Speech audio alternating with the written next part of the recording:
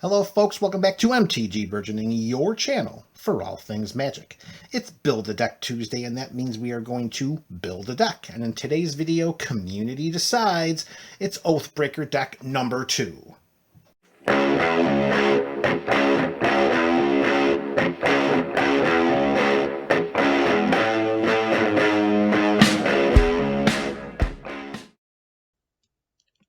Oathbreaker is a multiplayer format similar to EDH Commander. It is played with a 60-card singleton deck. Only one copy of each card is legal, except for basic lands. A game begins with an Oathbreaker and a signature spell in the command zone. Each player's starting life total is 20. An Oathbreaker is a Planeswalker, and its color identity determines the contents of your deck, similar to EDH Commander. A signature spell is an instant or sorcery card that falls within your Oathbreaker's color identity. Oathbreakers are cast from the command zone. Signature spells are cast from the command zone, but only can be cast if your Oathbreaker is on the battlefield and under your control. Oathbreakers and signature spells are subject to commander tax. These taxes are tracked individually. Casting your Oathbreaker does not cause your signature spell to cast more, and casting your signature spell does not cause your Oathbreaker to cost more. What's up, MTG Burgeoning community? Here we are again, and we are getting ready to put down the blueprint for building another Oathbreaker deck. And just like the first Oathbreaker deck that we built, if you missed any of those videos, you can click on the links in the description below. The community will decide our Oathbreaker. The community will decide our signature spell. In today's video, we're going to throw out 5 random Planeswalkers, and the community will leave a comment in the comment section below, and the most popular Planeswalker will become Oathbreaker number 2. Here we go. We got 1, 2, 3, 4, and 5. There it is. 5 Planeswalker options.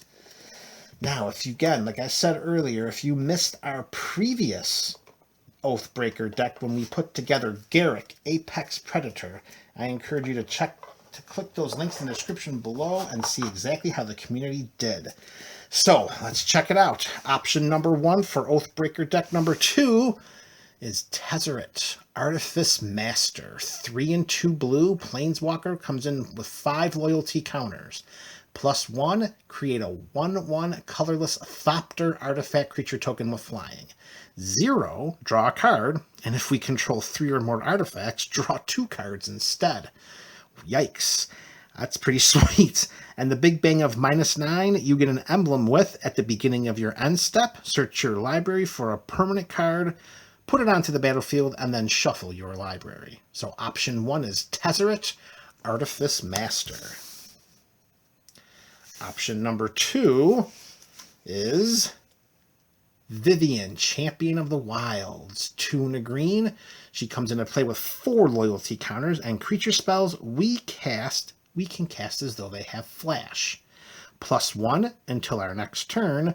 Up to 1 target creature gains vigilance and reach. -2, look at the top 3 cards of our library, exile 1 face down, and put the rest on the bottom of our library in any order. For as long as that card remains exiled, we may look at a card and we may cast it if it's a creature card. Option 2, Vivien, Champion of the Wilds. We're going strong with the monocolor Oathbreaker deck here. Will the third option follow suit? Option number 3 is... oh, it is not going to follow suit. We are going Grixis, and we are going with Nicol Bolas, God Pharaoh. Comes in with 7 loyalty counters for 4 colorless, a blue, a black, and a red. Add 2 loyalty counters. Target opponent exiles cards from the top of their library until they exile a non-land card. Until end of turn, we may cast that card without paying its mana cost. +1, each opponent exiles 2 cards from their hand. -4, Nicole Bolas, God Pharaoh, deals 7 damage to target opponent or creature an opponent controls. And the big bang of -12, exile each non-land permanent your opponents control. Holy mackerel, Nicole Bolas, God Pharaoh. That is bringing the heat in our first multicolored Planeswalker option for Oathbreaker deck number 2. Boy, oh boy. How are we going to follow that up? Option 4 is Gideon of the Trials. 1 and 2 white comes into play with 3 loyalty counters. We add a loyalty counter until our next turn. Prevent all damage target permanent would deal.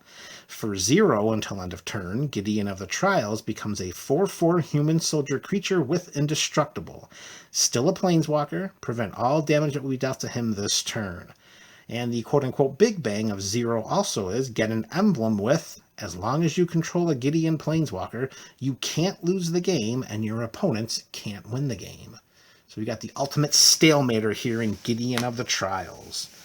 All right, so we got 3 monocolored options, a Grixis Nicole Bolas, option 5, and our last choice for the community today, and that's going to be Dovin Grand Arbiter. 1 white and a blue, legendary. Well, of course it's legendary. It's a planeswalker. Oh, geez. Dovin comes into play with 3 loyalty counters. +1 until end of turn. Whenever a creature you control deals combat damage to a player, put a loyalty counter on Dovin Grand Arbiter.